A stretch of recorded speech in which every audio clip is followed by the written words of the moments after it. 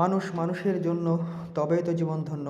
বন্ধুরা, আজকে আমরা উপস্থিত হয়েছি মিঠাবাড়ি, এটা হচ্ছে নগরঘাটা তালা সাতক্ষীরা, আমাদের শ্রদ্ধেয় ফখরুল আলম টিটু স্যারের এতিমখানা, আপন নিবাস এতিমখানা বৃদ্ধাশ্রম চিকিৎসালয়। তো আমাদের আজকের ক্যাম্পেইন ছিল স্বাস্থ্য সেবা মেডিকেল ক্যাম্পেইন আর কি। তো সেখানে আমরা উপস্থিত হয়েছিলাম, স্যারের সাথে আমরা একটা মেডিকেল টিম ছিলাম সহকারী হিসেবে।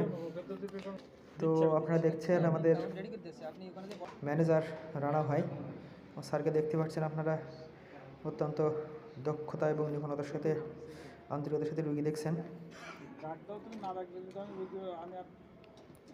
তো এটা ছিল আমাদের মূলত সাপ্তাহিক, মানে 15 দিন পর পর, এক সপ্তাহ পর পর আমাদের যে মেডিকেল ক্যাম্পেইনটা, সেটা আমরা পুনরায় চালু করছি। আজকে আমাদের ক্যাম্পেইনের প্রথম দিন।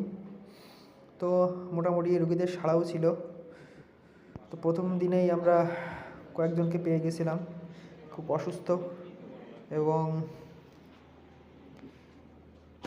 হতদরিদ্র আর কি। ওনারা চিকিৎসা এবং ওনাদের পরীক্ষা নিরীক্ষার জন্য শহরে যেতে পারেন না। তো আমরা স্বল্প টাকায় রুগীদের কিন্তু সেই সেবাটা দিয়েছিলাম।